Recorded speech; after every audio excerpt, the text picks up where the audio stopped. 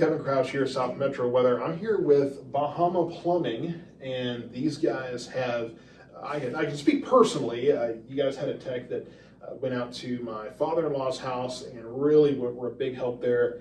And I've had a lot of positive feedback working with you guys too. So I know I have had my fair share of plumbing issues. I've got a plumbing issue I got to talk to you after this about too, but I wanted to give everyone a chance to hear from them. Of course, I'm doing sponsor spotlights of all of our sponsors right now. Just kind of going through over the summer and letting you get to know these folks better. So guys, if you'll just let people know what services you provide, what your service area is, all that good stuff.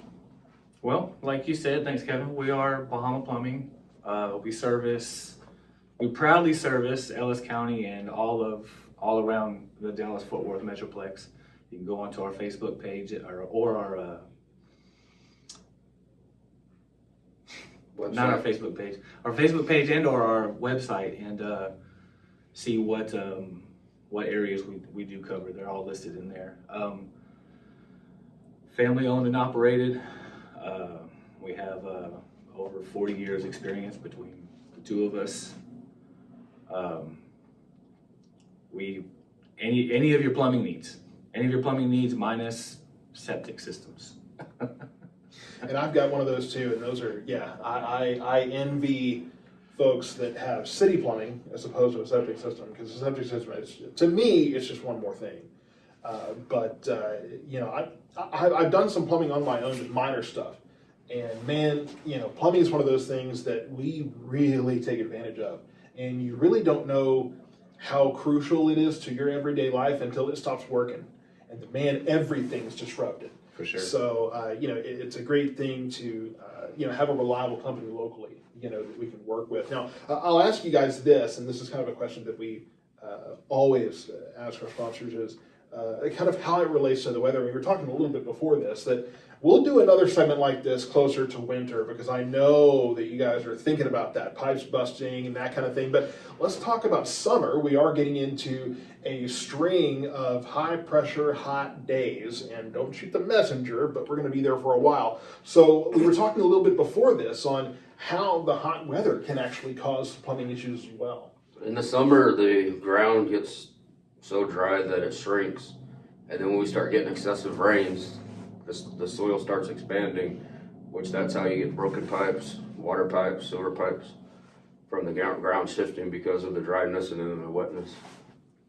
And then do you have any tips for sprinklers as well? One of the things I mentioned occasionally is that the best time to use the sprinkler is going to be in the morning. That humidity is going to kind of mitigate the evaporation a little bit, so you're actually holding more of that water. But when it comes to using the sprinkler system, there might be ways to kind of overuse that, or maybe not properly. So what are some maybe troubleshooting issues that you see? I don't know if this is really true, but I've heard that if you put a tuna can outside one of your sprinklers, and once it's filled up, that the ground's absorbed as much water as it's going to, because if you water too much, it's not going to really absorb and it's going to run off the top, and you're wasting water. So there's that happy medium. If you water it just right, then it starts staying in the ground. Very cool. And I guess another experiment, and something I might have to try with somebody that has a sprinkler system, is I'd love to see how quickly that water evaporates from that tuna can after that point. Well, on a humid day or a dry day, but yeah.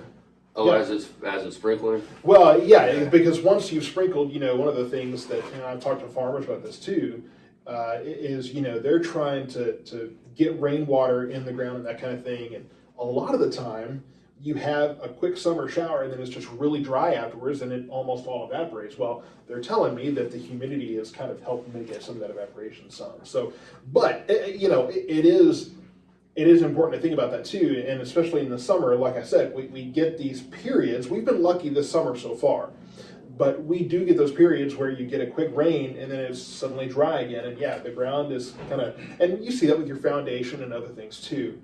But yeah, that's definitely something. And so if that's the case, is watering your yard and that kind of thing a way to maybe try to avoid some of those drastic changes in the ground that can cause those problems? Absolutely. Yeah. I'm not going to say it's going to completely avoid it, but it helps. Yeah, for sure. Because if I'm correct, you can tell me this.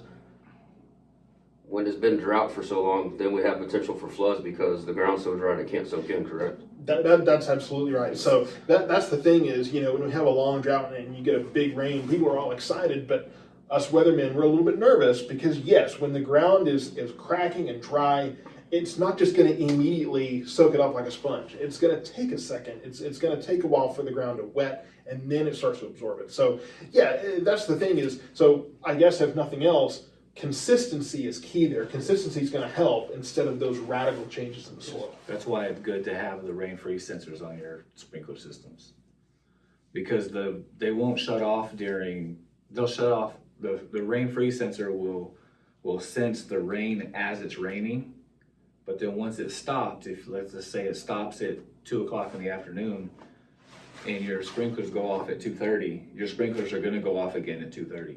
They're going to go off at 2:30. They're not going to, oh, it rained, so I'm not going to go off. The only time that they'll shut off is if it's actively raining on it. Got it. All right. Well, guys, thank you so much. And tell us how we can get in touch with you and how we can follow your work and, you know, make sure that folks are prepared to give you guys a call when those emergency situations hit. Well, like I chopped up earlier, our website, Facebook, Instagram, call 817-908-8781, or if you see any of our trucks around or any of these beautiful shirts, just track us down. You can like us on Facebook and share any posts that we do.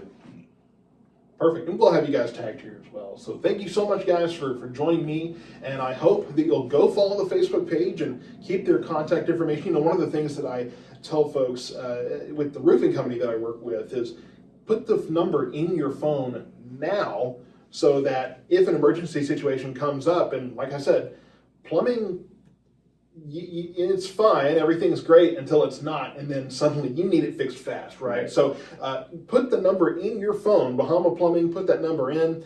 That way you have it available to you when those situations come up. So thank you so much for watching. We'll see you guys next time.